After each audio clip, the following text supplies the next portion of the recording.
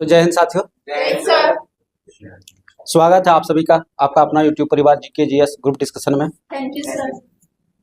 और साथियों आप लोग को बुक की जानकारी दे दें तो अगर जीडी का कोई तैयारी कर रहे हैं, एकदम ताबड़तोड़ तैयारी कर रहे हैं, तो ये प्लेटफॉर्म का सेट आप लोग खरीद लें। क्वेश्चन बैंक है, ठीक है, और उसके बाद टारगेट को अचीव करें। चलिए स्टार्ट करते हैं। आज का टॉपिक है हिस्ट्री में क्या है, राजपूत राजवंशों की उत्पत्ति। ठीक है, लुसेंट सीरीज अभी चल रहा है जैसा कि आप लोग जान रहे हैं। और इससे पहले जानकारी दे दें कि होमवर्क डाल दिया जाता है टेलीग्राम चैनल पे। टेलीग्राम चैनल का नाम है जीके जीएस ग्रुप डिस्कशन। ठीक है, तो आप लोग पढ़ के आए होंगे उम्मीद है। तो कल वाला थोड़ा मतलब पिछले क्लास वाला थोड़ा रिवाइज कर लेते हैं। ठीक है, तो बताइएगा कि इससे पहले हम लोग पढ़े थे कश्मीर के राजवंश। ठीक है, कश्मीर के राजवंश। तो बताइए कश्मीर में कितने वंश का उत्पत्ति हुआ था? 3 वंश। ठीक है, कश्मीर में 3 वंश। कौन कौन सा? हाँ, पहले लोहार नहीं था, पहले इसमें जो भी था ना वो क्रमशः था। ठीक है, मतलब सीक्वेंस में था। पहला था कॉर्केट वंश, क्या नाम था? कारकोट वंश। ठीक है, कारकोट वंश। उसके बाद उत्पल वंश। ठीक है, उसके बाद लोहार वंश। तो कौन कौन सा था? कारकोट वंश, उत्पल वंश, लोहार वंश। ठीक है, तो बताइएगा कि हम आप लोग को पढ़ाए थे कि रजिया से पहले, रजिया सुल्तान जो आई थी मतलब मिडाइवल में, उससे पहले एक मतलब महिला शासिका हुई थी। ठीक है, तो उनका क्या नाम था? रानी दिद्दा। ठीक है, क्या नाम था? रानी दिद्दा। वो किस वंश से संबंधित थी? कश्मीर के राजवंश के किस वंश से संबंधित थी? नहीं, उत्पल वंश। ठीक है, कौन सा वंश? उत्पल वंश से। ठीक है, जो कि बहुत शक्तिशाली शासिका हुई थी। ठीक है, रानी दिद्दा, नाम तो सुने ही होंगे, रानी दिद्दा। हो गया। उसमें था, उसमें ये भी पढ़े होंगे कि राज तरंगिनी। तो राज तरंगिनी के लेखक कौन है? कल्हण। ठीक है, जो कल्हण जो है वो किसके दरबारी कवि थे? तो राजा हर्ष। क्या नाम था? हर्ष। ठीक है, वो हर्षवर्धन नहीं, राजा हर्ष। ठीक है, तो हर्ष के दरबारी कवि थे कौन? कल्हण। ठीक है, जिनका रचना है राज तरंगिनी। क्या नाम है? क्या नाम है? राज तरंगिनी, जिससे हमें किसकी जानकारी मिलती है? राज तरंगिनी से हाँ कश्मीर के इतिहास की। ठीक है, कश्मीर के इतिहास की जानकारी मिलती है किससे? राज तरंगिनी से। ठीक है, हो गया कंप्लीट। चलिए आज से हम लोग स्टार्ट करते हैं राजपूत राजवंशों की उत्पत्ति। ठीक है, तो बताइएगा इसमें राजपूत राजवंशों में सबसे पहला वंश कौन सा था? गुर्जर प्रतिहार वंश। कौन सा वंश? गुर्जर प्रतिहार वंश। ठीक है, ये सब जो है अपने आप को मानते थे लक्ष्मण के वंशज। किसके? लक्ष्मण के वंशज। ठीक है, और प्रतिहार का मतलब क्या होता है? द्वारपाल। ठीक है, क्या होता है? द्वारपाल। ठीक है, तो बताइएगा कि गुर्जर प्रतिहार वंश का संस्थापक कौन थे? नागभट्ट प्रथम। कौन थे? नागभट्ट प्रथम। ठीक है, जो कहाँ के शासक थे? मालवा की। ठीक है, कहाँ के थे? मालवा के। ठीक है, मालवा के शासक नागभट्ट प्रथम। ठीक है, कौन? नागभट्ट प्रथम, जिसने किसकी स्थापना की थी? गुर्जर प्रतिहार वंश। कौन सा वंश? गुर्जर प्रतिहार वंश। ठीक है, और इसके बाद कौन आए? नहीं, नागभट्ट द्वितीय नहीं, बीच में आए थे वत्सराज। ठीक है, कौन आए थे? वत्सराज। ठीक है, जो पढ़े होंगे आप लोग की त्रिपक्षीय संघर्ष जो हुआ था। तो सबसे पहले बताइएगा, एक जरा रिवाइज करते हैं पीछे वाला भी। त्रिपक्षीय जो संघर्ष हुआ था वो क्यों हुआ था? वो कन्नौज पे अधिकार करने के लिए। किसके लिए? कन्नौज पे अधिकार करने के लिए। तो किसके किसके बीच हुआ था? क्या बोले? त्रिपक्षीय संघर्ष जो हुआ था वो किसके किसके बीच हुआ था? तो पहला पाल, प्रतिहार और राष्ट्रकूट। पढ़े थे ना? पाल, प्रतिहार और राष्ट्रकूट के बीच हुआ था। ठीक है, तो उसमें जो है ये गुर्जर प्रतिहार वंश के तरफ से वत्सराज ने भाग लिया था। किसने? वत्सराज ने भाग लिया था। ठीक है, अगला बताइएगा कि राष्ट्रकूट सम्राट गोविंद तृतीय ने हराया था। किस गुर्जर प्रतिहार वंश के शासक को राष्ट्रकूट सम्राट गोविंद तृतीय ने हराया था? नागभट्ट द्वितीय। ठीक है, बानभट्ट कहाँ से आ गया इसमें? नागभट्ट द्वितीय। क्या नाम था? नागभट्ट द्वितीय। ठीक है, नागभट्ट द्वितीय को किसने हराया था? गोविंद तृतीय ने। ठीक है, किसने हराया था? गोविंद तृतीय ने। तो गोविंद तृतीय किस वंश से संबंधित है? राष्ट्रकूट वंश। कौन सा वंश? राष्ट्रकूट वंश। हो गया। अगला बताइएगा कि गुर्जर प्रतिहार वंश का सबसे शक्तिशाली और प्रतापी राजा कौन थे? मिहिर भोज। कौन थे? मिहिर भोज। प्रतिहार वंश का सबसे शक्तिशाली शासक मिहिर भोज। अगर वही पूछे राजा भोज तो कौन सा वंश? परमार वंश। कौन सा वंश? राजा भोज, परमार वंश। और वही मिहिर भोज प्रतिहार वंश। ठीक है, बताइएगा कि प्रतिहार वंश की प्रारंभिक राजधानी कहाँ थी? नहीं, उज्जैन था। ठीक है, कहाँ था? उज्जैन, बाद में इसको बनाया गया कन्नौज। ठीक है, तो बताइएगा कन्नौज को जो राजधानी बनाया तो किस गुर्जर प्रतिहार वंश के शासक ने कन्नौज को राजधानी बनाई थी? मिहिर भोज ने। किसने बनाई थी? मिहिर भोज ने। ठीक है, मिहिर भोज ने अपनी राजधानी कहाँ बनाई? कन्नौज बनाई। ठीक है, हो गया। बताइएगा मिहिर भोज जो थे वो किस धर्म के अनुयायी थे? वैष्णव धर्म। कौन सा धर्म? वैष्णव धर्म। बताइएगा आदिवरा की उपाधि किसे मिला था? मिहिर भोज को। आदिवरा मिहिर भोज। ठीक है, अगला बताइएगा कि एक सुलेमान यात्री हुआ करता था जो किस राष्ट्रकूट वंश के किस प्रतिहार वंश के शासनकाल में आए थे? सुलेमान यात्री, तो मिहिर भोज। कौन? मिहिर भोज। ठीक है, सुलेमान यात्री मिहिर भोज। बताइएगा मिहिर भोज, उसके बाद कौन आया? महेंद्र पाल। ठीक है, कौन आया? महेंद्र पाल। तो बताइएगा कि एक कवि था राजशेखर। राजशेखर जो है किसके दरबार में रहते थे? महेंद्र पाल। किसके दरबार में? महेंद्र पाल। ठीक है, बताइएगा कि कार्य मीमांसा की रचना किसने की है? राजशेखर। ठीक है, किसने किया है? राजशेखर। बाल भगत, वो भी राजशेखर। ठीक है, तो क्या पढ़े हम लोग? कार्य मीमांसा। ठीक है, कार्य मीमांसा राजशेखर। ठीक है, बाल भगत राजशेखर। वही बताइएगा कर्पूर मंजरी, ये भी राजशेखर। ठीक है, कर्पूर मंजरी राजशेखर। अगर पूछे हरविलास तो राजशेखर। ठीक है, तो क्या क्या हम लोग चार तो पढ़े? पहला बाल भगत राजशेखर। ठीक है, कार्य मीमांसा राजशेखर, कर्पूर मंजरी राजशेखर, हरविलास राजशेखर। हो गया। अब आया महेंद्र पाल। महेंद्र पाल के बाद कौन आए? तो महीपाल। ठीक है, कौन आए? महीपाल। तो बताइएगा कि एक अरब का जो है यात्री था अल मसूदी। ठीक है, वो किसके शासनकाल में भारत आए थे? तो महीपाल के। किसके? महीपाल। ठीक है, एक महीपाल हम लोग इससे पहले भी पढ़े थे। ठीक है, किसमें? पाल वंश में। ठीक है, तो ये है कौन सा वंश? प्रतिहार वंश। ठीक है, तो अल मसूदी किसके शासनकाल में भारत आए थे? तो महीपाल के शासनकाल में। ठीक है, और महीपाल के बाद आए राजपाल। कौन आए? राजपाल। ठीक है, तो बताइएगा कि राजपाल के समय में दिल्ली सल्तनत के किस शासक ने आक्रमण किए थे? हाँ, महमूद गजनवी। ठीक है, किसने किए थे? महमूद गजनवी ने। ठीक है, किसने? महमूद गजनवी ने राजपाल के शासनकाल में जो है आक्रमण किए थे। ठीक है, इसके बाद आता है यशपाल। ठीक है, यशपाल। कौन आता है? यशपाल, जो गुर्जर प्रतिहार वंश के अंतिम शासक हुए। कौन? यशपाल। ठीक है, प्रतिहार वंश के अंतिम शासक यशपाल। ठीक है, अगला बताइए दिल्ली नगर की स्थापना तोमर वंश के किस शासक ने किया था? बोलिए। अनंगपाल। ठीक है, क्या नाम था? अनंगपाल। ठीक है, दिल्ली नगर की स्थापना किसने किया था? अनंगपाल ने। ठीक है, अब हो गया खत्म कौन सा वंश? प्रतिहार वंश खत्म होता है। अब आते हैं गढ़वाल वंश। ठीक है, गढ़वाल वंश, जिसको राठौर वंश भी बोलते हैं। ठीक है, तो बताइएगा कि गढ़वाल वंश की स्थापना किसने किया था? चंद्रदेव। किसने किया था? चंद्रदेव। ठीक है, तो गढ़वाल वंश की स्थापना किसने किया था? चंद्रदेव ने। और उसने अपनी राजधानी कहाँ बनाई थी? वाराणसी। कहाँ बनाई थी? वाराणसी। ठीक है, गढ़वाल वंश की राजधानी वाराणसी। अगला बताइएगा गढ़वाल वंश के सर्वाधिक शक्तिशाली राजा कौन थे? गोविंद चंद्र। कौन थे? गोविंद चंद्र। ठीक है, सबसे शक्तिशाली राजा गोविंद चंद्र। कौन सा वंश? गढ़वाल वंश। ठीक है, कौन सा वंश? हाँ, वही राठौर वंश है, गढ़वाल वंश। ठीक है, तो गढ़वाल वंश के सबसे शक्तिशाली राजा गोविंद चंद्र। वही अभी पूछे प्रतिहार वंश के सबसे शक्तिशाली राजा मिहिर भोज। ठीक है, अगला बताइएगा कि कृत्य कल्पतरु की रचना किसने किया है? कृत्य कल्पतरु की रचना किसने किया है? तो लक्ष्मीधर। क्या नाम था? लक्ष्मीधर। ठीक है, तो लक्ष्मीधर जो है किसके दरबार में रहते थे? गोविंद चंद्र। ठीक है, लक्ष्मीधर गोविंद चंद्र, लक्ष्मीधर गोविंद चंद्र। ठीक है, अगला बताइएगा कि सारनाथ में धर्मचक्र जीन विहार बनवाई थी। ठीक है, सारनाथ में धर्मचक्र जीन विहार किसने बनवाई थी? गोविंद चंद्र की पत्नी, उसका नाम क्या था? कुमार देवी। ठीक है, क्या नाम था?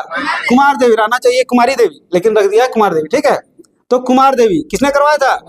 कुमार देवी ने। ठीक है। सारनाथ में धर्म चक्र जीन विहार का निर्माण किसने करवाई थी? तो कुमार देवी ने, जो किसकी पत्नी थी? गोविंद चंद्र। ठीक है। गोविंद चंद्र किस वंश से संबंधित है? राठौर वंश से। ठीक है, गढ़वाल वंश से। हो गया। बताइएगा गढ़वाल वंश के अंतिम शासक कौन थे? जयचंद। ठीक है। कौन थे? जयचंद। ठीक है। कौन थे? जयचंद। हो गया। बताइएगा अगला सवाल है कि पृथ्वीराज चौहान आता है, जिसका मूल नाम क्या है पृथ्वीराज चौहान का? पृथ्वीराज तृतीय। क्या नाम है? पृथ्वीराज तृतीय, जो इसमें दिया है। ठीक है, पृथ्वीराज तृतीय, जिसका नाम है पृथ्वीराज चौहान भी। ठीक है। तो बताइएगा कि पृथ्वीराज चौहान की पत्नी का नाम क्या था? संयोगिता। ठीक है। क्या नाम था? संयोगिता। ठीक है, संयोगिता। क्या नाम था? संयोगिता। तो बताना है कि संयोगिता जो है गढ़वाल वंश के किस राजा की पुत्री थी? जयचंद की। ठीक है। किसकी? जयचंद की। ठीक है। तो जयचंद जो थे, जयचंद का दुश्मनी चलता था पृथ्वीराज चौहान से। किससे चलता था? पृथ्वीराज चौहान से। तो जयचंद ने क्या किया था कि अपनी पुत्री का विवाह किसी और से सेट कर दिया था। ठीक है। क्या कर दिया था? किसी और से सेट कर दिया था। और उससे शादी करना कौन चाहते थे? पृथ्वीराज चौहान। ठीक है। पृथ्वीराज चौहान उससे शादी करना चाहते थे। तो क्या किया था? उसे अपहरण कर लिया था। ठीक है। संयोगिता ने उसको लेटर भेजा, ठीक है, कि आप हमको यहाँ से ले चलिए। हाँ, उस टाइम तो हमको लगता है इससे लिखा होगा, क्या कहना, ताड़पत्र पे लिखा होगा। ठीक है, कि हमको यहाँ से ले चलिए वरना मेरा शादी किसी और से हो जाएगा। तो इसने क्या किया था? स्वयंवर से ही उसको अपहरण कर लिया था। किसे? संयोगिता को। ठीक है, संयोगिता को। तो संयोगिता किसकी पुत्री हो गई? जयचंद की। ठीक है। अब बताइएगा अगला सवाल है कि तराइन का प्रथम युद्ध कब हुआ था? 1191 में। ठीक है, 1191 में किसके बीच हुआ था? पृथ्वीराज चौहान और मोहम्मद गौरी। ठीक है, पृथ्वीराज चौहान और मोहम्मद गौरी। तो उसमें जीत किसकी हुई थी? पृथ्वीराज चौहान की। ठीक है, पृथ्वीराज चौहान की। ठीक है। तो इसी के साथ बताइएगा कि तराइन का द्वितीय युद्ध कब हुआ था? 1 साल बाद। ठीक है, मतलब 1192 में। किसके बीच हुआ था? पृथ्वीराज चौहान और मोहम्मद गौरी के बीच। ठीक है। तो इसमें किसकी जीत हुई थी? इसमें मोहम्मद गौरी की जीत हुई थी। क्यों? क्योंकि इसका दुश्मन जो था जयचंद। ठीक है, कौन था? जयचंद ने मोहम्मद गौरी को साथ दिया था। ठीक है, मोहम्मद गौरी का साथ किसने दिया था?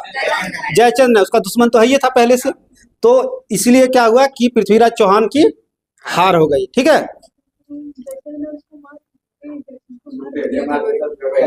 हाँ, पहले। उसके बाद लगले फिर हुआ था। कौन सा युद्ध? चंदावर का युद्ध। ठीक है, चंदावर का युद्ध किसके बीच हुआ था? जयचंद और गौरी के बीच। ठीक है। तो बोला कि तुम अपना दामाद का नहीं हुआ तो मेरा क्या होगा? तो हो गया उसमें दोनों में लड़ाई। ठीक है। तो इसको पढ़ेंगे अगला टॉपिक में हम लोग। अब आते हैं हम लोग चौहान वंश में। कौन सा वंश? चौहान वंश में। ठीक है। तो बताइएगा कि चौहान वंश के स्थापना किसने किया था? वासुदेव। किसने किया था? वासुदेव। चौहान वंश की स्थापना वासुदेव ने। तो बताइएगा चौहान वंश की प्रारंभिक राजधानी कहाँ थी? अहिछत्र। ठीक है, अहिछत्र। कालांजर अभी बहुत दूर है। ठीक है, कहाँ थी? अहिछत्र। ठीक है। तो चौहान वंश की राजधानी अहिछत्र। ठीक है। तो बताइएगा कि बाद में जो है चौहान वंश की राजधानी कहाँ हुई? प्रारंभिक राजधानी अहिछत्र थी। ठीक है। चौहान वंश की स्थापना वासुदेव ने किया और अपनी पहली राजधानी जो है अहिछत्र को बनाया। और उसने उसके बाद अपनी राजधानी कहाँ बनाया था? तो अजमेर। ठीक है, इसकी राजधानी कहाँ थी? अजमेर, जो अजय राय द्वितीय ने किया था। किसने किया था? अजय राय द्वितीय ने। ठीक है। अगला बताइएगा कि चौहान वंश के सबसे शक्तिशाली शासक का नाम क्या था? नहीं, पृथ्वीराज तृतीय तो राठौरे वंश में खत्म हो गया। अब दूसरा वंश स्टार्ट कर दिए हम लोग, चौहान वंश। ठीक है। तो पृथ्वीराज चौहान ऑप्शन में रहेगा, लेकिन हम लोग को फंसना नहीं है। ठीक है। हाँ, चौहान है लेकिन चौहान वंश का नहीं है। ठीक है। तो बताइएगा कि क्या पूछे अभी हम? चौहान वंश का सबसे शक्तिशाली शासक का नाम क्या है? तो नाम है विग्रहराज चतुर्थ। ठीक है, चतुर्थ विशलदेव। ठीक है, विग्रहराज चतुर्थ विशलदेव। क्या नाम है? विग्रहराज चतुर्थ विशलदेव। विग्रहराज चतुर्थ विशलदेव। ठीक है। याद रखना है विग्रहराज चतुर्थ, ठीक है, विग्रहराज चतुर्थ जो चौहान वंश के सबसे शक्तिशाली शासक थे, ठीक है। तो उनके पिताजी का नाम बता सकते हैं आप लोग? अर्णोराज। क्या नाम था? अर्णोराज, ठीक है। और अर्णोराज का पुत्र हुए कौन? विग्रहराज चतुर्थ, ठीक है, जो चौहान वंश के सबसे शक्तिशाली राजा थे, ठीक है। अगला बताइएगा कि हरिकेली नामक नाटक की रचना किसने किया था? विग्रहराज चतुर्थ ने। किसने? विग्रहराज चतुर्थ ने। हरिकेली की रचना किसने किया था? विग्रहराज चतुर्थ ने। जो किस भाषा में था? संस्कृत भाषा में, ठीक है। हरिकेली संस्कृत भाषा में, ठीक है। हरिकेली कौन सी भाषा में है?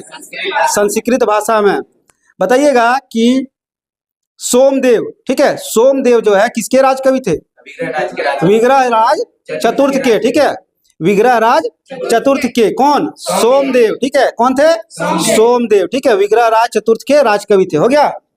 अगला बताइएगा कि ललित विग्रहराज की रचना किसने की है? सोमदेव ने। किसने की है?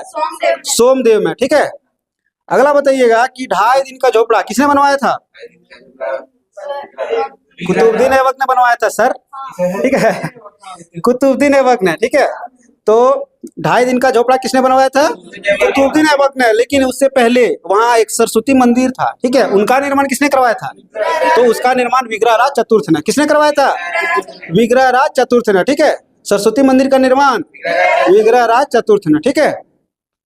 अगला बताइएगा कि पृथ्वीराज रासो की रचना किसने किया है? चंद्रवरदाई, ठीक है। क्या नाम है? चंद्रवरदाई, ठीक है, चंद्रवरदाई। पृथ्वीराज रासो की रचना चंद्रवरदाई, तो ठीक है। तो पृथ्वीराज रासो के बारे में एक बात है कि एक ऋषि हुआ करता था जिनका नाम है ऋषि वशिष्ठ। क्या नाम था? ऋषि वशिष्ठ, ठीक है। तो उसने माउंट आबू, जो कहाँ पे है? राजस्थान में, ठीक है। तो राजस्थान के माउंट आबू पर्वत पे उसने यज्ञ करवा रहे थे। क्या करवा रहे थे? यज्ञ करवा रहे थे, ठीक है। तो उसी टाइम उसने दिया था अग्निकुंड का सिद्धांत, ठीक है। तो सवाल आएगा अग्निकुंड का सिद्धांत किसने दिया था? तो ऋषि वशिष्ठ ने। ऋषि वशिष्ठ ने, ठीक है। कौन सा सिद्धांत? अग्निकुंड का सिद्धांत, ठीक है। तो इसी समय जो है जब यज्ञ करवा रहे थे तो वहां पे जो है दानवों ने उसे परेशान करता था, ठीक है। आग को बुझा देता था, उसमें हड्डी डाल देता था, ठीक है। वहां जो राक्षस सब होते थे वो सब। तो उसी टाइम जो है वहां पे 4 वंश जो है का निर्माण हुआ था। 4 वंश उत्पन्न हुए थे, ठीक है, यज्ञ से। तो बताना है चारों वंश का नाम। पहला वंश चालुक्य वंश, ठीक है। पहला चालुक्य वंश। कौन सा चालुक्य? बेंगी का? नहीं, ठीक है, गुजरात का चालुक्य। कौन सा? गुजरात का चालुक्य, ठीक है, जिसको हम सोलंकी वंश भी कहते हैं। क्या कहते हैं? सोलंकी वंश। इसके बाद पढ़ेंगे, ठीक है। तो पहला वंश कौन सा था? चालुक्य वंश, ठीक है, गुजरात के चालुक्य वंश।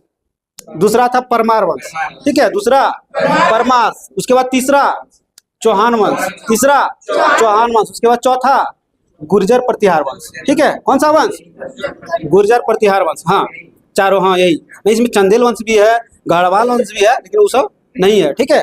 तो कौन कौन सा वंश हुआ था? पहला चालुक्य, दूसरा परमार, तीसरा चौहान, चौथा प्रतिहार, ठीक है।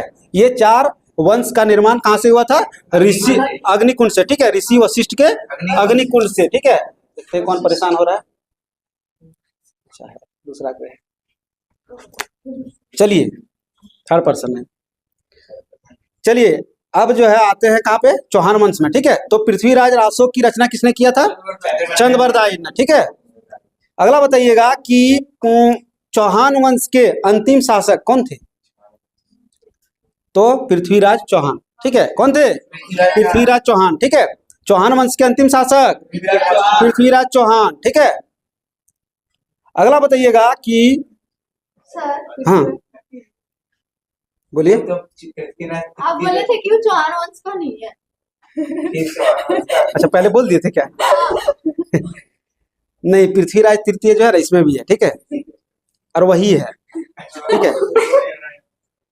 पृथ्वीराज चौहान जो है वो इसका अंतिम शासक थे, चौहान वंश का। चौहान वंश की स्थापना उसने नहीं किया है, ठीक है, वो किया वसुदेव ने। देखिए, बताते हैं एक बात है। अभी आप जैसे क्राउन देखिएगा, ठीक है, उसमें जो है राठौर वंश के संस्थापक कोई और दिया है, ठीक है। तो तरह तरह की बातें हैं लेकिन इसमें जो दिया गया है उसके अनुसार से हम पढ़ाए हैं कि चौहान वंश की स्थापना जो है वासुदेव ने किया था, ठीक है। और चौहान वंश के अंतिम शासक कौन थे? पृथ्वीराज चौहान, ठीक है।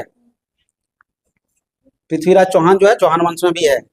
हो गया, क्योंकि तराइन का युद्ध जो हुआ था ना, तो उसमें पृथ्वीराज चौहान के बीच ही हुआ था, ठीक है, जो चौहान वंश से संबंधित है। हो गया। अगला बताइएगा कि अभी क्या पूछे सवाल, चंद्रबरदाई जो है किसके राजकवि थे? पृथ्वीराज चौहान के। चंद्रबरदाई जो है किसके राजकवि थे? पृथ्वीराज चौहान के, ठीक है। अब आते हैं परमार वंश में। कौन सा वंश? तो बताइएगा परमार वंश के संस्थापक कौन थे? उपेंद्र राज, ठीक है। क्या नाम था? उपेंद्र राज, ठीक है। परमार वंश की स्थापना किसने की थी? उपेंद्र राज ने, ठीक है। तो परमार वंश की स्थापना उपेंद्र राज ने किया। किसने किया? उपेंद्र राज ने। और अपनी राजधानी कहाँ बनाई थी? तो धारा नगरी, ठीक है। क्या नाम था? धारा नगरी, ठीक है। वहीं अगर पूछे प्राचीन राजधानी, परमार वंश की प्राचीन राजधानी कहाँ थी? तो उज्जैन। कहाँ थी? उज्जैन, ठीक है। अगला बताइएगा कि परमार वंश का शक्तिशाली राजा कौन थे? हाँ, भोज नहीं, राजा भोज, ठीक है। भोज कौन थे? परमार वंश के शक्तिशाली राजा राजा भोज, ठीक है। वहीं अगर पूछे मिहिर भोज तो प्रतिहार वंश, ठीक है। कौन सा वंश? प्रतिहार वंश, ठीक है। अगला बताइएगा कि भोजपुर नामक झील का निर्माण किसने करवाया था? राजा भोज ने, ठीक है। उसने भोजपुर नामक नगर का भी निर्माण करवाया था। किसने? राजा भोज ने, ठीक है। भोजपुर नामक गांव नहीं किया था, आप टेंशन नहीं लीजिए, ठीक है। अगला बताइएगा कि कविराज की उपाधि किसे मिला था? राजा भोज को। कविराज की उपाधि राजा भोज, ठीक है। अगला सवाल है कि नेषधीय चरित की रचना किसने किया है? श्रीहर्ष, ठीक है। किसने किया है? श्रीहर्ष ने। नेषधीय चरित श्रीहर्ष, ठीक है। वहीं बताइएगा प्रबंध चिंतामणि मेरुतुंग, ठीक है। क्या नाम है? मेरुतुंग। वही इससे पहले भी हम लोग पढ़े थे, क्या था? नहीं, क्या नाम था, भूल गए। प्रबंध चिंतामणि, जीवक चिंतामणि, ठीक है। तो जीवक चिंतामणि की रचना किसने किया था?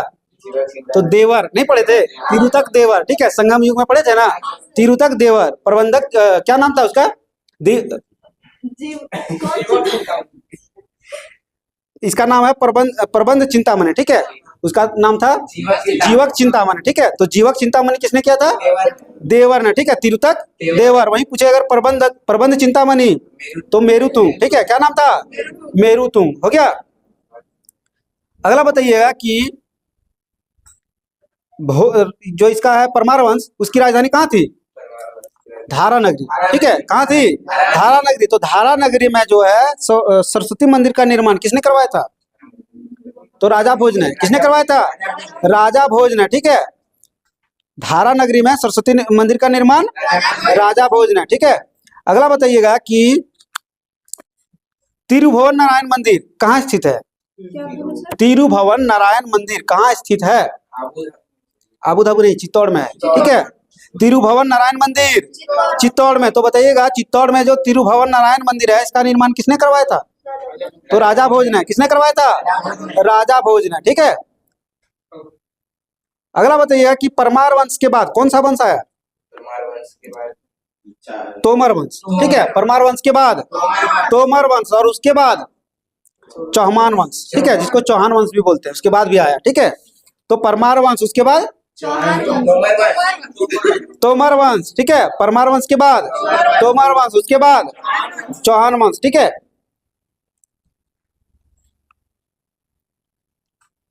अगला बताइएगा कि हम लोग इससे पिछले अध्याय में पढ़े थे कि अलाउद्दीन खिलजी ने दक्षिण अभियान का जिम्मा किसे सौंपा था? हाँ, मलिक काफूर। क्या नाम था? मलिक काफूर, ठीक है। मलिक काफूर जो अलाउद्दीन खिलजी के सेनापति थे। कौन थे? सेनापति, ठीक है। तो मलिक काफूर नाम है उसका।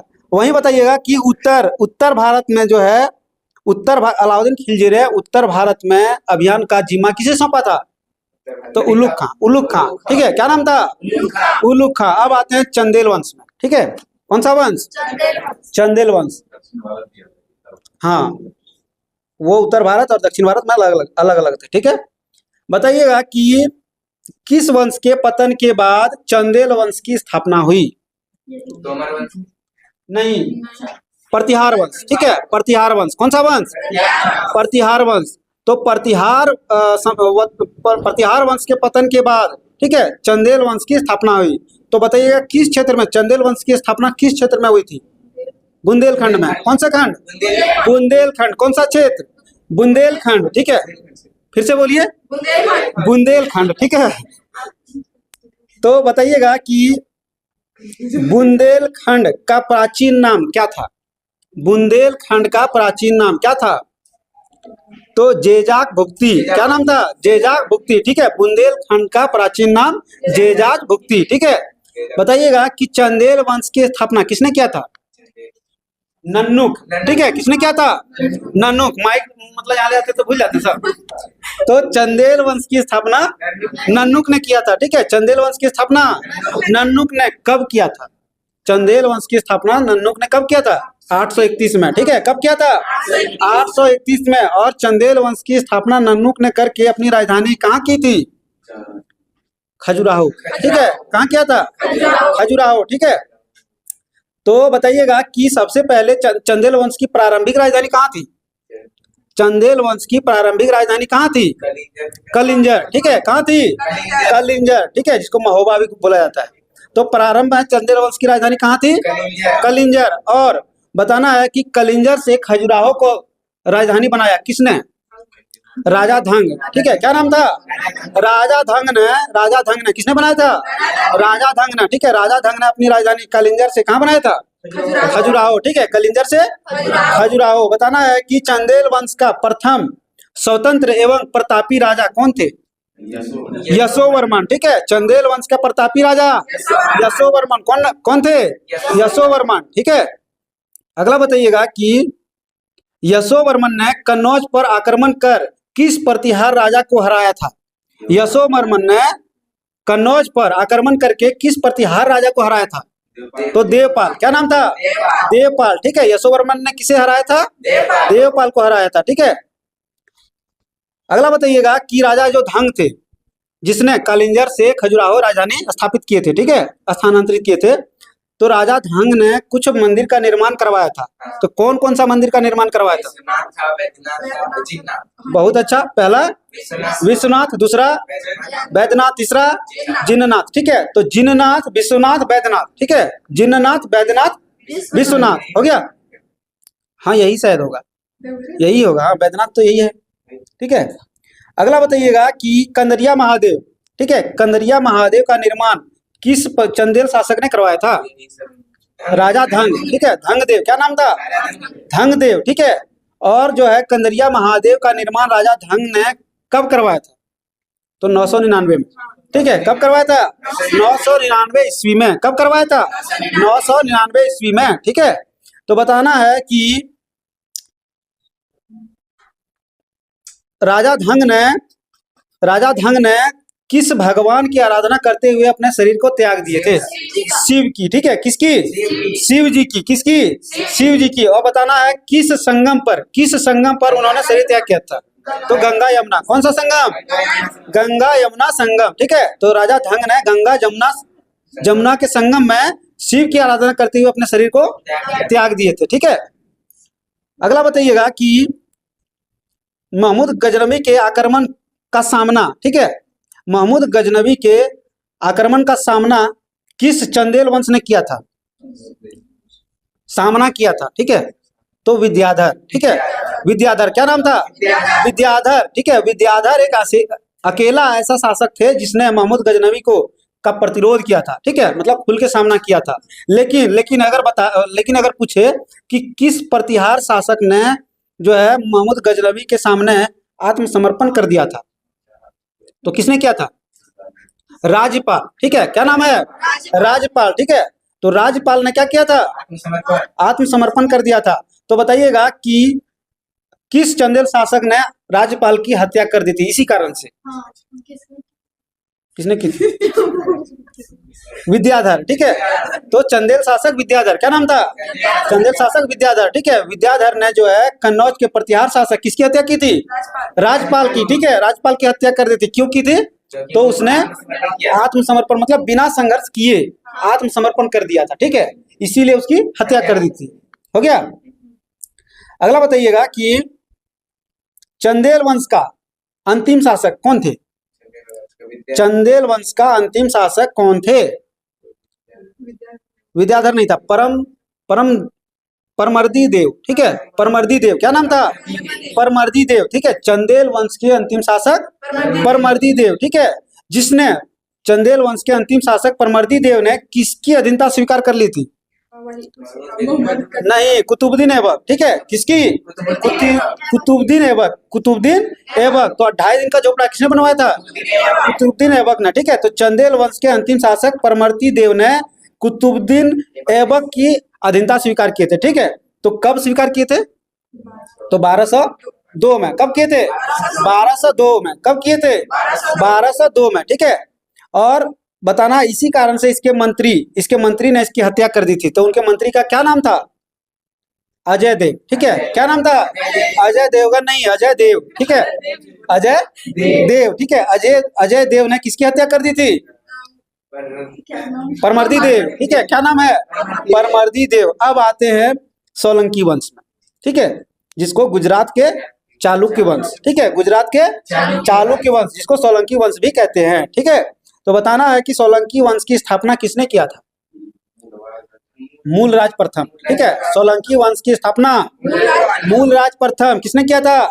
मूलराज प्रथम ने। और अपनी राजधानी कहाँ बनाया था? नहीं, अनहिलवाड़, ठीक है, अनहिलवाड़।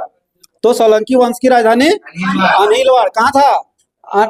अनहिलवाड़, ठीक है, अनहिलवाड़ था। तो बताइएगा कि मूलराज प्रथम जो है किस धर्म के अनुयायी थे? शैव धर्म, ठीक है। मूलराज प्रथम किस धर्म के अनुयायी थे? शैव धर्म। किस धर्म? शैव धर्म, ठीक है। अगला बताइएगा कि महमूद गजनवी, ठीक है, महमूद गजनवी ने किसके शासनकाल में सोलंकी वंश पर आक्रमण किया था? महमूद गजनवी ने किस सोलंकी वंश के किस शासक के शासनकाल में आक्रमण किया था? तो भीम प्रथम, ठीक है, पढ़े होंगे आप लोग, भीम प्रथम, ठीक है। सोमनाथ मंदिर को लूटा था, उस टाइम शासक कौन थे? भीम प्रथम, ठीक है। कौन थे? भीम प्रथम। तो बताना है भीम प्रथम जो थे वो कायर थे कि बहादुर थे? नहीं, वो कायर थे, ठीक है, वो कायर थे, ठीक है। भीम द्वितीय अगर पूछे तो वो बहादुर थे, ठीक है। भीम द्वितीय ने इसको हराया भी था, ठीक है। तो क्या पूछे अभी सवाल हम कि महमूद गजनी ने सोलंकी वंश के किस राजा के समय में आक्रमण किए थे? तो भीम प्रथम, ठीक है, भीम प्रथम। और किस पर आक्रमण किए थे? तो सोमनाथ के मंदिर पर, ठीक है, सोमनाथ मंदिर पर। तो भीम प्रथम के शासनकाल में किसने आक्रमण किए थे? महमूद गजनी ने, ठीक है, महमूद गजनवी ने। और सोमनाथ के मंदिर को लूट लिया था, ठीक है।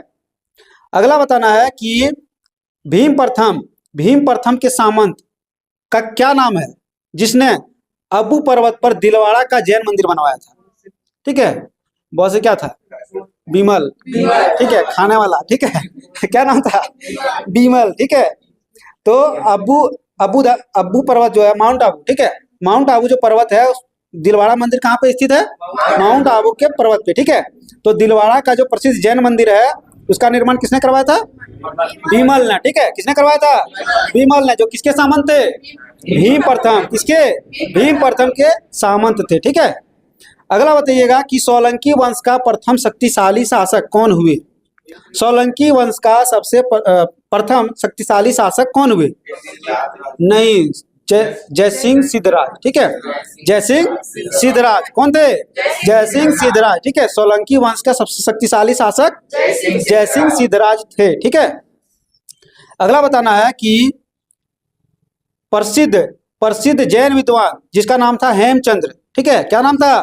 हेमचंद्र, जो किसके दरबार में रहते थे?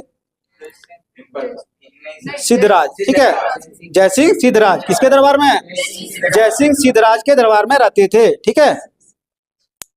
अगला बताना है कि 7 पूर्वजों सात पूर्वजों की गजारोही मूर्तियों की स्थापना, सात पूर्वजों की गजारोही मूर्तियों की स्थापना किसने करवाया था? जय सिंह जय सिंह सिद्धराज ने, जय सिंह सिद्धराज ने। और कहाँ पर किया था?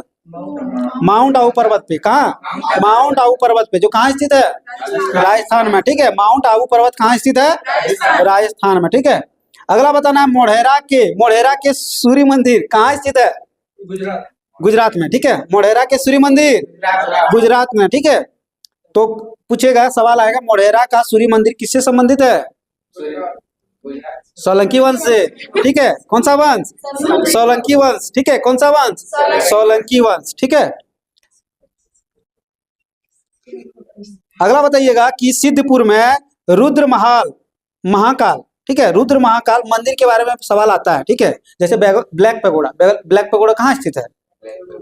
उड़ीसा में। ठीक है, ब्लैक पगोड़ा उड़ीसा में। एक सूर्य मंदिर बिहार में भी है। अगर बिहार का एग्जाम देते हैं तो बिहार में सूर्य मंदिर स्थित कहाँ, किस राज्य में है, किस जिला में है?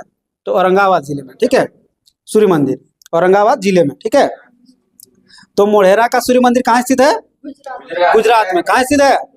गुजरात में। ठीक है, अगला बताइएगा कि सोलंकी वंश का अंतिम शासक कौन थे?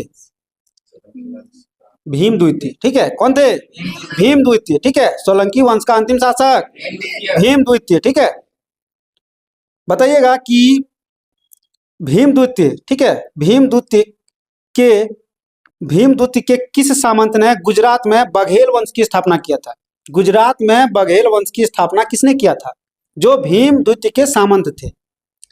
तो नाम है लवन प्रसाद। क्या नाम है? लवन प्रसाद। क्या नाम है?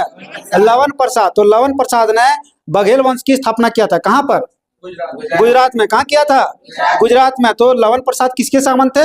भीम द्वितीय के। ठीक है, लवन प्रसाद भीम द्वितीय, लवन प्रसाद भीम द्वितीय। ठीक है, अगला बताना है कि गुजरात के अंतिम हिंदू शासक, ठीक है, गुजरात के अंतिम हिंदू शासक का क्या नाम था, जो बघेल वंश से संबंधित है?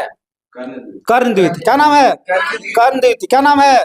कर्ण द्वितीय। ठीक है, और इनका मुकाबला जो है दिल्ली सल्तनत के किस शासनकाल से? अलाउद्दीन खिलजी से। किस शासक से? अलाउद्दीन खिलजी से हुआ था। ठीक है, अलाउद्दीन खिलजी की सेनाओं का मुकाबला किया था किसने? कर्ण द्वितीय ने। ठीक है, कर्ण द्वितीय ने, जो किस वंश से संबंधित है? बघेल वंश। ठीक है, कर्ण द्वितीय बघेल वंश। अब आते हैं चेदी राजवंश। ठीक है, कलचुरी चेदी राजवंश। ठीक है, तो बताना है कि कलचुरी वंश कौन सा वंश? कलचुरी वंश की स्थापना किसने किया था? कलचुरी वंश की स्थापना कोक्कल। ठीक है, कोक्कल। देखिए, ये सब ज्यादा इंपॉर्टेंस है नहीं, लेकिन फिर भी पूछना जरूरी है, आ जाए अगर आ जाए। ठीक है, तो कलचुरी वंश की स्थापना कोक्कल। ठीक है, और कलचुरी वंश की राजधानी कहाँ थी? त्रिपुरी। ठीक है, त्रिपुरी कहाँ स्थित है? त्रिपुरी कहाँ है, किस राज्य में? मध्य प्रदेश। ठीक है, त्रिपुरी मध्य प्रदेश। त्रिपुरी अधिवेशन हुआ था ना, त्रिपुरी अधिवेशन, तो मध्य प्रदेश। ठीक है, अगला बताना है कलचुरी वंश का सबसे शक्तिशाली शासक का क्या नाम था? गांगे देव। ठीक है, गांगे देव, द्वितीय नहीं, देव, गांगे देव। ठीक है, कलचुरी वंश का सबसे शक्तिशाली शासक गांगे देव। ठीक है, तो बताना है कि विक्रमादित्य की उपाधि से किस कलचुरी वंश के किस शासक को सम्मानित किया गया था? गांगे देव को। ठीक है, तो बताना है कि विक्रमादित्य की उपाधि कुल कितने शासकों को मिला था? 14। ठीक है, कितने? 14। उसमें से सबसे अंतिम कौन थे? हेमू। ठीक है, सबसे अंतिम हेमू थे। ठीक है, और अगर पूछे कि विक्रमादित्य की उपाधि को सबसे ज्यादा मतलब प्रसिद्धि मिली थी किस राजा के समय में? चंद्रगुप्त प्रथम। ठीक है, चंद्रगुप्त प्रथम। हो गया। अगला बताना है कि कवि राजशेखर, ठीक है, कवि राजशेखर जो है किसके दरबार में रहते थे? इससे पहले भी हम लोग पढ़े राजशेखर। ठीक है, और इसमें भी है राजशेखर, अब कंफ्यूजन नहीं होना। ठीक है, तो राजशेखर जो है कलचुरी के दरबार में भी रहते थे। ठीक है, कलचुरी वंश। ठीक है, अगला बताना है कि कलचुरी वंश का सबसे महान शासक का क्या नाम था? कलचुरी वंश का सबसे महान शासक कर्णदेव। ठीक है, क्या नाम था? कर्णदेव। क्या नाम था? कर्णदेव। ठीक है, जिसे त्रिक लिंगाधिपति, ठीक है, त्रिक लिंगाधिपति की उपाधि प्रदान किया गया था। किसे? कर्णदेव को। ठीक है, त्रिक लिंगाधिपति कर्णदेव। हो गया। अब आ गए सीधे डायरेक्ट उछल के हम लोग सिसोदिया वंश। ठीक है, उधर सब खत्म हो गया। तो बताइएगा कि सिसोदिया वंश की स्थापना किसने किया था? राणा कुंभा। किसने किया था? और सिसोदिया वंश से अपने शासक को क्या कहते थे? अपने शासक को सूर्यवंशी। ठीक है। सिसोदिया वंश अपने शासकों को क्या कहते थे? सूर्यवंशी। ठीक है। और सूर्यवंशी सब जो होते थे वो कहाँ शासन करते थे? मेवाड़ में। ठीक है। कहाँ करते थे? मेवाड़ में। ठीक है। तो मेवाड़ की राजधानी कहाँ थी? चित्तौड़। ठीक है। मेवाड़ की राजधानी चित्तौड़। ठीक है। इसमें सबसे मेन है मतलब वीवीआईपी है क्या? विजय स्तंभ। ठीक है। विजय स्तंभ की स्थापना निर्माण किसने करवाया था? राणा कुंभा ने। ठीक है। किसने करवाया था? राणा कुंभा। ठीक है। विजय स्तंभ की स्थापना राणा कुंभा ने। कहाँ पर? चित्तौड़ में। ठीक है। विजय स्तंभ कहाँ स्थित है? चित्तौड़ में। ठीक है। एक होता है खतौली का युद्ध। कौन सा युद्ध? खतौली का युद्ध। तो खतौली का युद्ध जो है किसके किसके बीच हुआ था? इब्राहिम लोदी। ठीक है। राणा संगा और इब्राहिम लोदी। तो सिसोदिया वंश के अंतिम शासक राणा संगा। ठीक है। कौन थे? राणा संगा और इब्राहिम लोदी के बीच हुआ था कौन सा युद्ध? खतौली का युद्ध। कौन सा युद्ध? खतौली का युद्ध। जो कब हुआ था? 1518 में। ठीक है। खतौली का युद्ध कब हुआ था? 1518 में। हो गया कंप्लीट। चलिए अब कल से स्टार्ट करते हैं हम लोग नेक्स्ट क्लास में मध्यकालीन भारत। ठीक है। आज का टॉपिक यही समाप्त होता है। तो मध्यकालीन भारत में जो है टॉपिक रहेगा भारत पर अरबों का आक्रमण से लेकर जहां तक टॉपिक डाल दिया जाएगा टेलीग्राम चैनल में। ठीक है। वहां तक तो टेलीग्राम चैनल से सभी लोग जुड़ जाए। टेलीग्राम चैनल का नाम है जीके जीएस ग्रुप डिस्कशन। ठीक है। और सभी जानकारी आपको टेलीग्राम चैनल पे मिल जाएगी। तो जय हिंद साथियों। अब आते हैं साइंस का टॉपिक लेकर।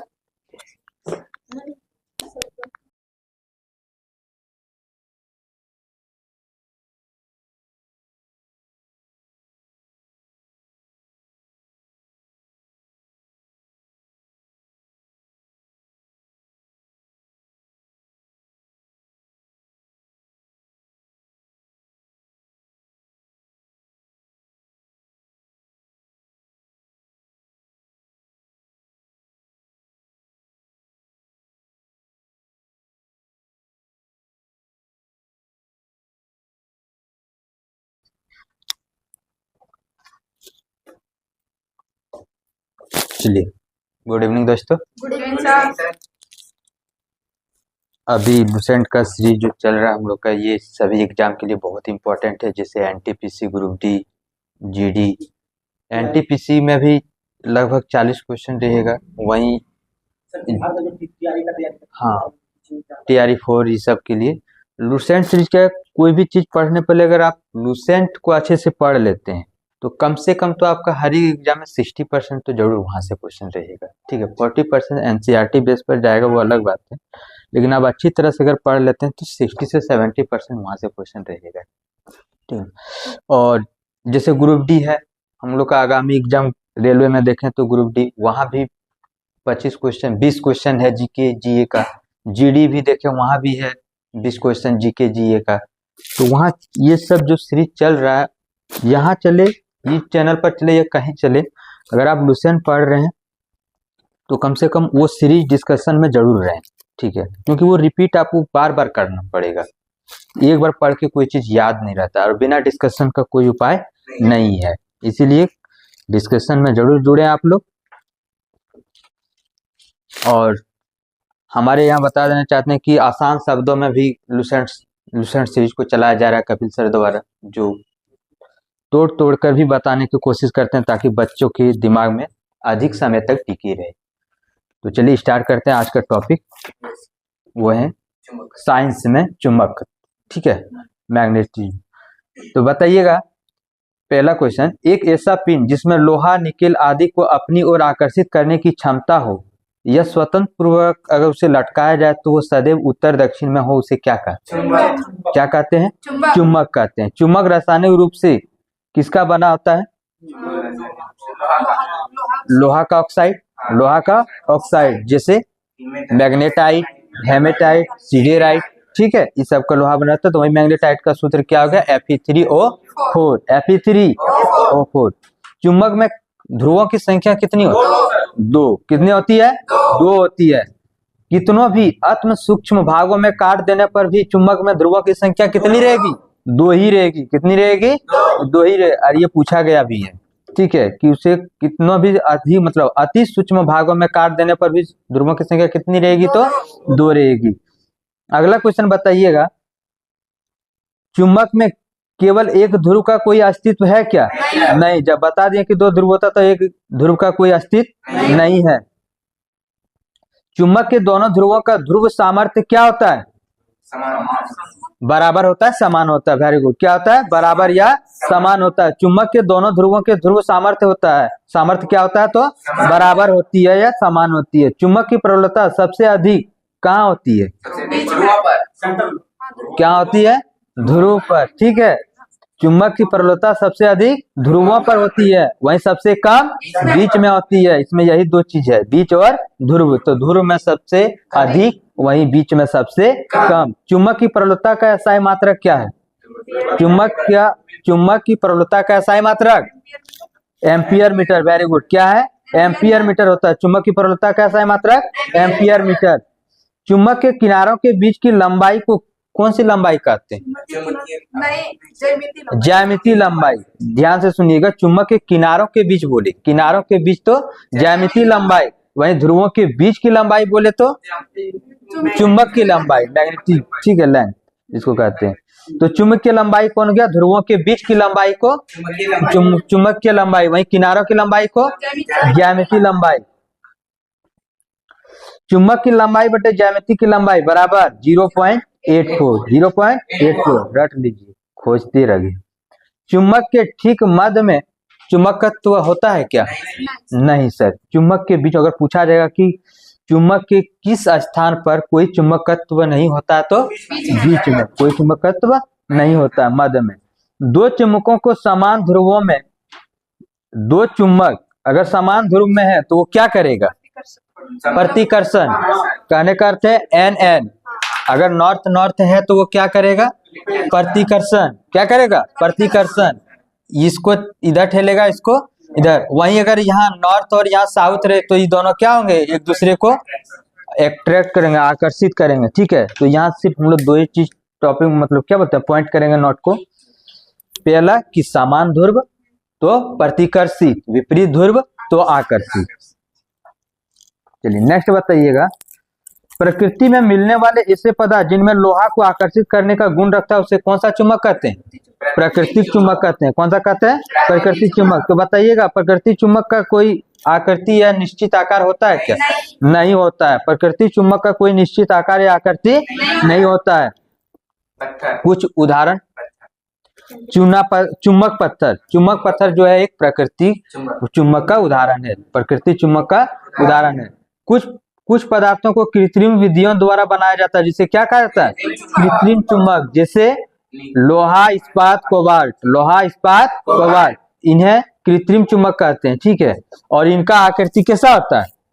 निश्चित होता है। इसको दिया जाता है आकृति। जब हम खुद बना रहे हैं तो उसका कुछ आकृति देंगे, जो नहीं खुद बनाए हैं उसका आकृति कोई निश्चित नहीं होता है। तो पूछा जाएगा कि कौन सी चुंबक का आकृति निश्चित होता है?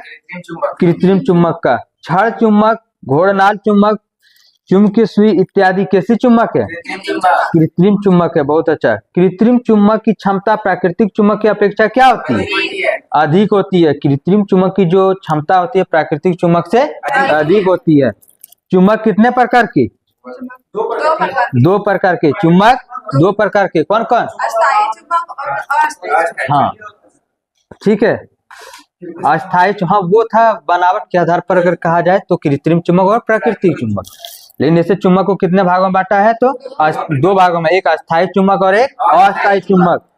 तो आप लोग को बताना है अस्थायी चुंबक नरम, सॉरी कौन से पहले बता दिया अस्थायी ना, क्वेश्चन है गायब कर देता है। क्या था क्वेश्चन पता है? नर्म लोहे का ही बनाया जाता है कौन सा चुंबक?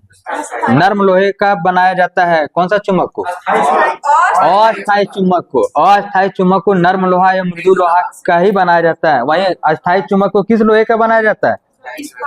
अस्थाई इस्पात का बना होता है। Very good. अस्थाई किसका बना होता है? इस्पात का। अस्थाई नर्म लोहे का बना होता है। विद्युत घंटी, डायनेमो इत्यादि में कौन सा चुंबक का प्रयोग करता है? अस्थाई चुंबक। किसका करता है? अस्थाई चुंबक। अस्थाई चुंबक का प्रयोग विद्युत घंटी, डायनेमो आदि अस्थाई चुंबक का एक उदाहरण है, उसी के द्वारा बनाया जाता है। ठीक है, बताइएगा विद्युत चुंबक एक कैसे चुंबक है? विद्युत चुंबक एक कैसा चुंबक है? अस्थाई चुंबक है। कैसा चुंबक है? अस्थाई चुंबक। अगला बताइएगा लाउड स्पीकर।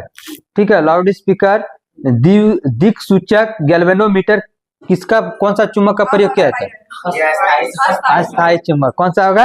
अस्थाई चुंबक। दिमाग में जैसे हम स्पीकर देखें आप लोग, उसमें चुंबक रहता है। अच्छा, तोड़ के निकाले भी, तो वो किसका बना होता है? अस्थाई चुंबक का। किसका रहता है? अस्थाई चुंबक। चलिए, और अस्थाई चुंबक जो बना होता है किसका बना होता है? एल्किनो, एलनिको। एलनिको में क्या क्या आ जाएगा? एल्युमिनियम, निकेल और कोबाल्ट। एल्युमिनियम, निकेल और कोबाल्ट। बहुत अच्छा।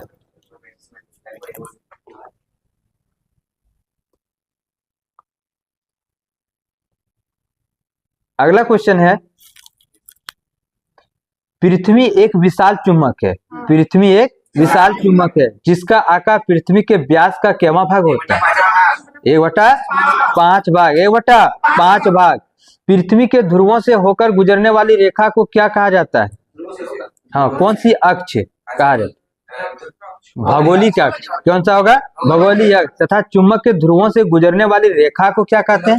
चुंबकीय अक्ष। अगर पूछा जाएगा कि ध्रुवों से होकर गुजरने वाली रेखा को, ठीक है, ध्रुवों से होकर गुजरने वाली रेखा को, किसके? पृथ्वी के ध्रुव। पृथ्वी के ध्रुवों से निकलने वाला भौगोलिक अक्ष, वहीं चुंबक के ध्रुवों के बीच से गुजरने वाला चुंबकीय अक्ष। भौगोलिक अक्ष और चुंबकीय अक्ष के बीच कितने डिग्री का कोण होना होता है? 17 से 18 डिग्री का कोण पूछा जाएगा। भौगोलिक अक्ष और चुंबकीय अक्ष के बीच गुजरने वाली कोण कितना होगा? तो 17 से 18। बहुत अच्छा। अगला, पृथ्वी का चुंबकीय क्षेत्र क्षैतिज घटक के साथ जो कोण बनाता है उसे कौन सा कोण कहते हैं? नमन कोण। Very good. क्या कहते हैं? नमन कोण। क्या था सर? पृथ्वी का चुंबकीय क्षेत्र क्षैतिज घटक के साथ जो कोण बनाता है उसे कहते हैं नमन कोण या नति कोण। नमन कोण या नति कोण। नमन कोण या नति कोण कहाँ बनाएगा? पृथ्वी का चुंबकीय क्षेत्र और क्षैतिज घटक के साथ। चुंबकीय क्षेत्र और क्षैतिज घटक के साथ। नमन कोण का मान विषुवत रेखा के लिए कितना डिग्री? 0 डिग्री। विषुवत रेखा के लिए 0 डिग्री। वहीं ध्रुव के लिए 90 डिग्री। किसके लिए? नमन कोण का मान विषुवत रेखा के लिए, ध्रुव के लिए क्या रहेगा उसमें? ठीक है, देखिए, अगर पूछा जाएगा कि नमन कोण का जो मान होगा विषुवत रेखा पर कितना डिग्री? 0 डिग्री। और ध्रुव पर कितना? 90 डिग्री। चलिए, भौगोलिक अक्ष के लंबवत गुजरने वाले तल को क्या कहा जाता है? यामांतर। ठीक है, वहीं चुंबकीय अक्ष के लंबवत गुजरने वाली तल को क्या कहता है? चुंबकीय। इसमें सिर्फ चुंबक लगा दिया और वो भौगोलिक तक। चुंबकीय कपास। ठीक है, कंपास नहीं लिखा। चुंबकीय कपास में धातु की सुई लगी होती है और यह एक छोटे चुंबक से जुड़ा होता है। बताइएगा यह सदैव किस दिशा को दर्शाता है? उत्तर दक्षिण। किसको दर्शाता है? तो दिशा सूचक का उत्तरी ध्रुव पृथ्वी के दक्षिणी ध्रुव तथा इसकी दक्षिणी ध्रुव जो है पृथ्वी के उत्तरी ध्रुव को निश्चित। समझ में आया? हाँ। क्या बोल रहे हैं? कह रहा है जो कि ये चुंबकीय दिशा जो दिखाता है उत्तर दक्षिण, तो जो चुंबक का जो है दिशा सूचक है ना, वो उत्तरी ध्रुव पृथ्वी का दक्षिणी ध्रुव को दिखाता है। इसका उत्तरी ध्रुव पृथ्वी का दक्षिणी ध्रुव को दिखाएगा। ठीक है, और चुंबकीय क्षेत्र या चुंबकीय दिशा जो होगा उसका जो दक्षिणी है वो पृथ्वी का क्या दिखाएगा? उत्तरी। मतलब दोनों में उल्टा होगा। ठीक है, क्षण चुंबक अगर स्वतंत्र लटकाया जाए तो यह दिशा सूचक के भांति कार्य करेगा और यह पृथ्वी के भौगोलिक उत्तर और भौगोलिक दक्षिण को इंगित करेगा। चलिए, यहाँ से क्वेश्चन उतना नहीं था, यहाँ कुछ है। ये चुंबकीय वह कौन से चुंबकीय क्षेत्र में रखे जाने पर क्षेत्र की विपरीत दिशा में चुंबकित हो जाते हैं? जैसे जस्ता, बिस्मत, नमक, जल। हाँ, जस्ता, बिस्मत, नमक, जल। इस सब में कुछ नहीं दिया उस तरह से।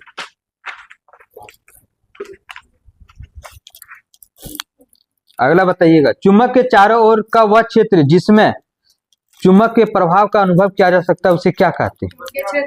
चुंबकीय क्षेत्र कहा जाता है। बहुत अच्छा, क्या कहा जाता है? चुंबकीय क्षेत्र।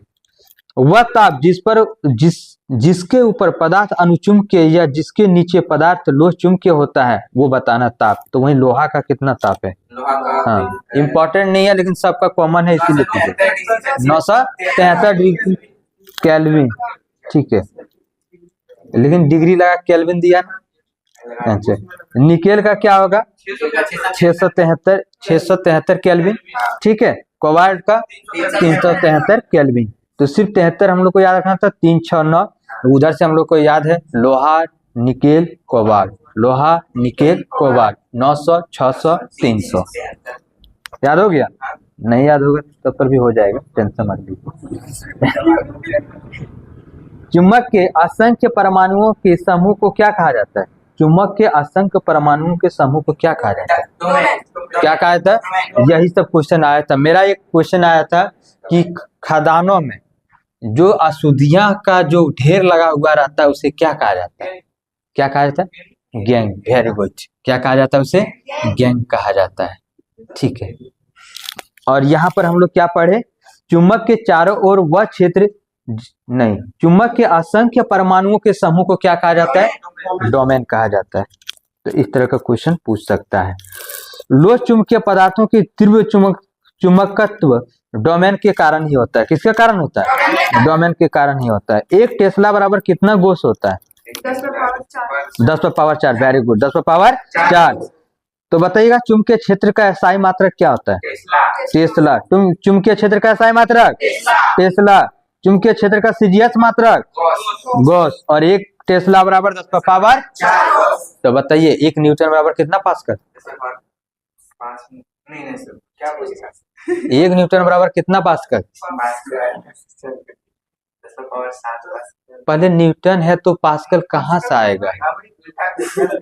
जब न्यूटन है तो पास्कल नहीं आएगा। न्यूटन का सीजीएस मात्रक क्या होता है? डाइन।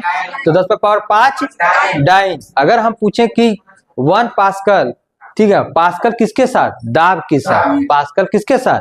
दाब के साथ। तो 1 बार बराबर कितना पास्कल? 5। 10 power 5 pascal. पहले आप लोग मात्रा याद रखिए किसका क्या है। हम न्यूटन में भी बोल देते हैं हाँ सर इसका 10 पावर 5। ठीक है, और एक बताए थे 1 जूल बराबर कितना अर्ग? 10 पावर 7 अर्ग। 3 को देखे हम लोग, क्या देखे?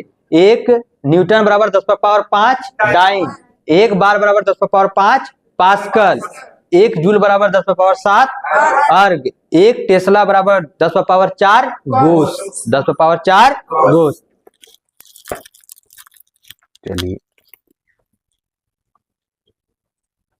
चुंबक क्षेत्र की दिशा कौन निर्धारित करती है? चुंबक क्षेत्र की दिशा किसके द्वारा निर्धारित की जा सकती है? चुंबक सुई के द्वारा। तो इसमें कंफ्यूजन वाली क्या बात है? चुंबक क्षेत्र का दिशा कौन निर्धारित करती है? चुंबक सुई। चलिए अगला बताइएगा, चुंबक के क्षेत्र की दिशा को देखने के लिए चुंबकीय बल का रेखा का प्रयोग करते हैं। बता नहीं पाते आप लोग वैसे? ठीक है, चुंबकीय बल के रेखाओं का प्रयोग किया जाता है। चलिए बताइए, चुंबकीय बल रेखा की दिशा चुंबक के बाहर किधर से किधर की ओर होती है? किधर? उत्तर से दक्षिण की ओर। Very good. वही चुंबक के अंदर दक्षिण से उत्तर। उला तो ऐसे मार दिए सर। ठीक है, इंपॉर्टेंट कंफ्यूजन इसमें। देखिए फिर से, चुंबक क्या बोले हम? चुंबक बल की रेखा के बाहर देखा जाए तो उत्तर से दक्षिण, और अंदर देखा जाए तो दक्षिण से उत्तर। क्लियर हो गया। चुंबक क्षेत्र रेखा एक बंद वक्र में होती है। कैसी होती है? चलिए बताइए, चुंबकीय फ्लक्स का एसआई मात्रक? वेबर। बहुत अच्छा। चुंबकीय फ्लक्स का एसआई मात्रक? वेबर। चुंबकीय क्षेत्र एक कैसी राशि है? चुंबकीय क्षेत्र की तीव्रता एक सदिश राशि है। फ्लक्स घनत्व का एसआई मात्रक क्या होता है? वेबर प्रति मीटर स्क्वायर। वेबर प्रति मीटर स्क्वायर। यह किसी पदार्थ का वह गुण है, ठीक है बताइएगा, यह किसी पदार्थ का वह गुण है जिसके कारण वह चुंबकीय गुणों को ग्रहण करता है, उसे क्या कहते हैं? चुंबकशीलता। क्या कहते हैं? चुंबकशीलता। चुंबकीय फ्लक्स घनत्व तथा चुंबकन बल के अनुपात को क्या कहते हैं? वही चुंबकशीलता। क्या कहते हैं? चुंबकशीलता। चुंबकशीलता का SI मात्रक क्या होता है? कोई मात्रक नहीं होता है, कोई मात्रक नहीं होता है। हवा तथा निर्वात की चुंबकशीलता का मान इकाई, मान क्या होता है? इकाई होता है ना। हवा तथा निर्वात की चुंबकशीलता का मान इकाई होता है। लोहे की चुंबकशीलता इस्पात की तुलना में क्या होती है? और चुंबकशीलता एक कैसी राशि है? कैसी राशि है? अदिश राशि है। चुंबकशीलता एक अदिश राशि है। चुंबकशीलता एक अदिश राशि है। तो चलिए आज चुंबकशीलता तक ही टॉपिक दिए थे। कल चुंबकशीलता कहते हैं, कल चुंबक तो सारा खत्म हो जाएगा टॉपिक। उसके बाद नया कल का बड़ा टॉपिक रखें। हाँ तो समाप्त हो जाएगा सर। चुंबक तत्व 1 घंटा का क्लास ले लेंगे, रिवीजन करा देंगे, ऑब्जेक्टिव ले लेंगे सारा, ठीक है। चलिए तो ठीक है दोस्तों, मिलते हैं अगले क्लास में। Thank you thank you sir.